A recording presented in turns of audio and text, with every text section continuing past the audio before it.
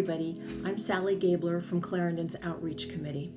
For this week's midweek blessing, I want to encourage our church family to find ways that we can be a blessing. Look for ways in these difficult times that we can all show our Christian love. There are so many organizations right now that can use your contributions and your efforts, and I want to highlight one way that you can contribute this week. As you know, Clarendon works with the Arlington Food Assistance Center, AFAC. We're a distribution center on Saturday morning. Due to increased needs for food assistance during the pandemic, as well as a disruption in its supply chain, AFAC finds itself with a shortage of canned goods. It specifically has an urgent need for canned goods. As a result, Clarendon is going to have a canned goods food drive starting on Sunday, May 17th. Yes, this coming Sunday. We're stepping out in faith that we can pull it together.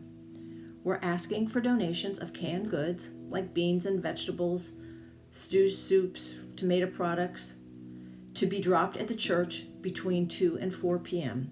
Look for more information on our website, and we'll have something in the weekly email. We want to have a few volunteers in position to be available to receive the donations in a drive-through drop-off in the parking lot in order to limit contact.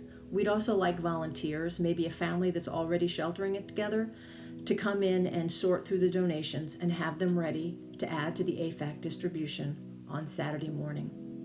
Can you contribute? Can you join us as a volunteer? Can you be a blessing this week? You're probably expecting me to now read from Scripture. The obvious choice would, of course, be the miracle of Jesus feeding the 5,000. It is the only miracle that appears in all 4 Gospels. You remember the story.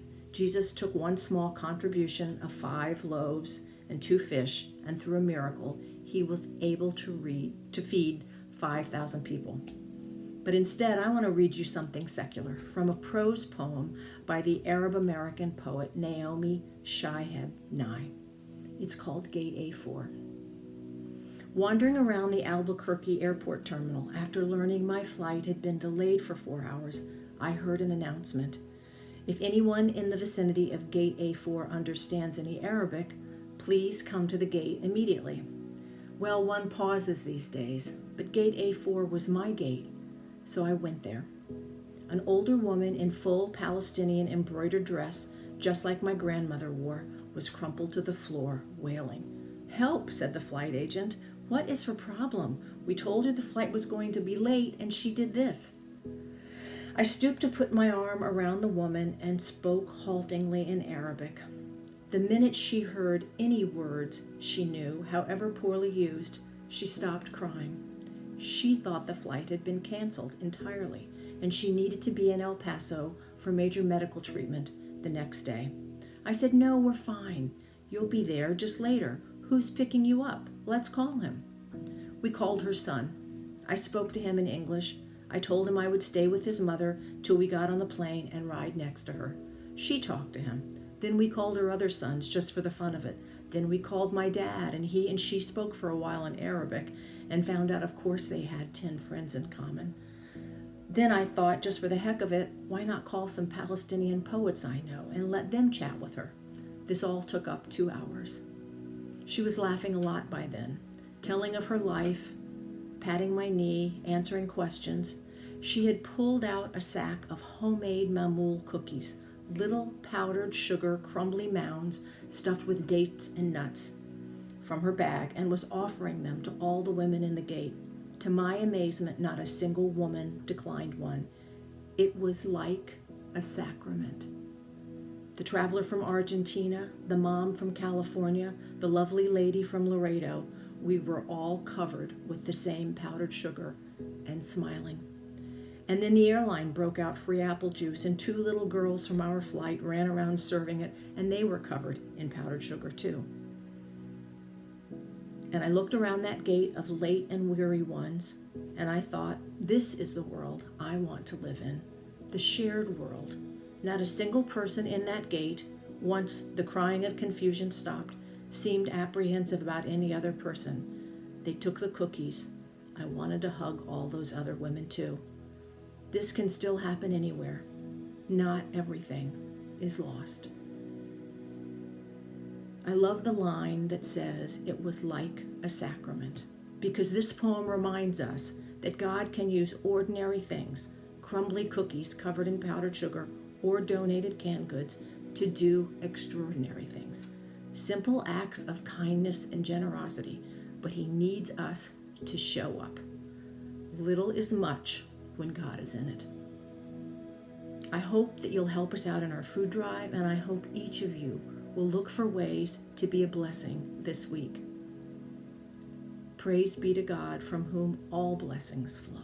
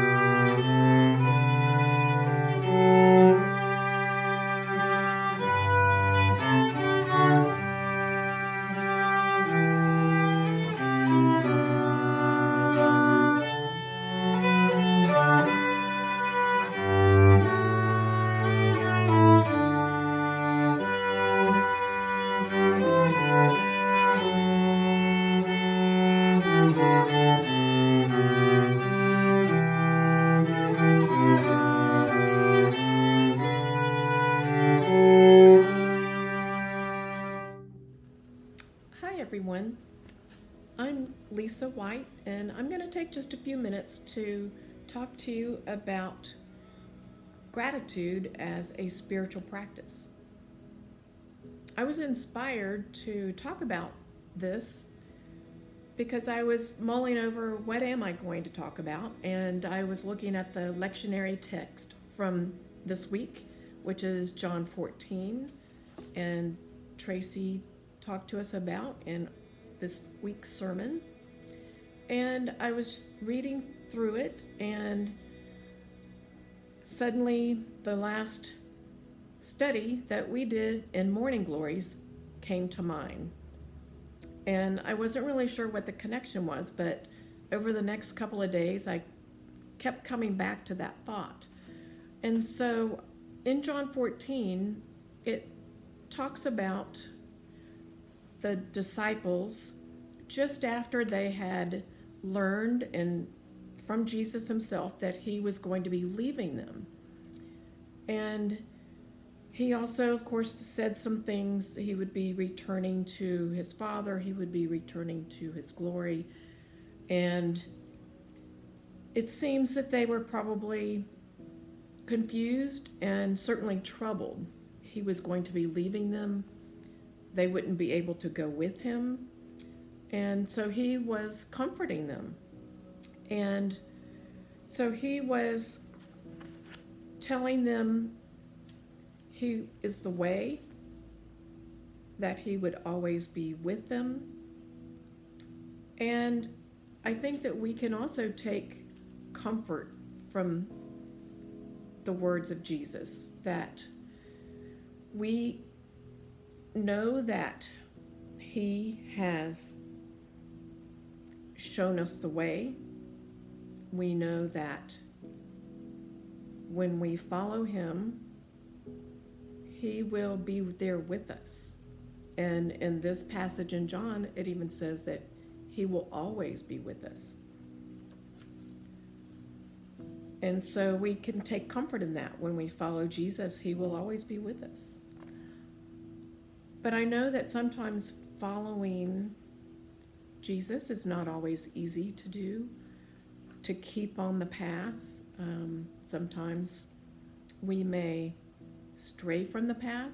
Sometimes we may kind of get stuck on the path. We may not keep moving forward. And I know that especially in these times, it is very easy to dwell on or at least think about, to have our minds filled with the news. What are the latest statistics on the coronavirus? Should I wear a mask or not when I go out? Should I keep it on when I'm in the car? All these kinds of thoughts keep, filling our minds. And then probably in the back of all of our minds is, when or will we ever return to normal? And so I know that I certainly think about these things a lot, and it can be hard to keep on the path of following Jesus. And so what I would like to talk about is just one thing that is sometimes, as I mentioned earlier, it's categorized as a spiritual practice. And these are really just ideas and ways that we can use to help us keep on that path. And this is just one suggestion of something we can do, and that is to keep a gratitude journal. I know that many of you are already doing this, and I really applaud and commend you for that. I have heard of them for many years. I've kind of stopped and stuttered and, haven't kept on that path all the time. But in the most recent study, The Walk, as I mentioned, it talks about a gratitude journal. And it even talks about ways that we can make it easy on ourselves and keep it simple. But to just start with 3 things a day that we're grateful for. And so they don't have to be like deep spiritual things, but they can be. They can be very simple things. And so I thought I would just share with you from mine today the 3 things, so you kind of get an idea for those of you who may not have done this before. So the first thing on my list today was sunshine. That's pretty simple, but I love it anytime the sun is out. I usually will say, and my family probably would roll their eyes, but I don't care as much about how hot or cold it is, just give me the sun. So today, one thing I'm grateful for was the sunshine. Another thing I was grateful for today, or that I wrote in my journal, I guess I should say, it doesn't mean that it's the only time I'm grateful for it, is the Morning Glories class. We met this morning, today is Monday, and as always, it just inspires me. I am so grateful for the women who participate, their wisdom and just their faithfulness in studying, their faithfulness in actions. These are ladies of action, as I'm sure you know. And it's just a wonderful group to be a part of. And I was even inspired to talk about this topic because of a study that we did in that class. So I'm grateful for the Morning Glories. And then the third thing that I wrote in my journal today is technology. I'm grateful for the technology that we have so that we can remain connected. It may not be the way that we're accustomed to being connected or even our favorite way of being connected, but we are staying connected with our church family, our relatives, our close family, our friends and loved ones. And so I am grateful for that. So people who study gratefulness or gratitude have conducted quite a bit of research, and time and again they find that the act of gratitude helps us to be happy. In fact, they've even done some studies where they put numbers on it. So one particular study showed that people were 25% happier by just keeping a practice of things they're grateful for.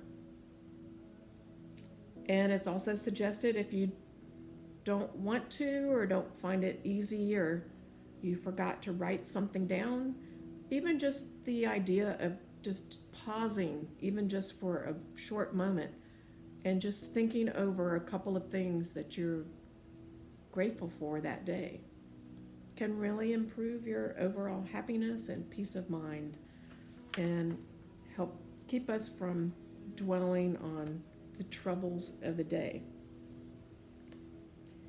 So I encourage all of you to give it a try if you're not already doing it. And I would like to close with a verse from Philippians. I'm grabbing my Bible right here. Chapter 4, verse 8. Whatever is true, whatever is noble, whatever is right, whatever is pure, whatever is lovely, whatever is admirable, if anything is excellent or praiseworthy, think about these things. Have a great week.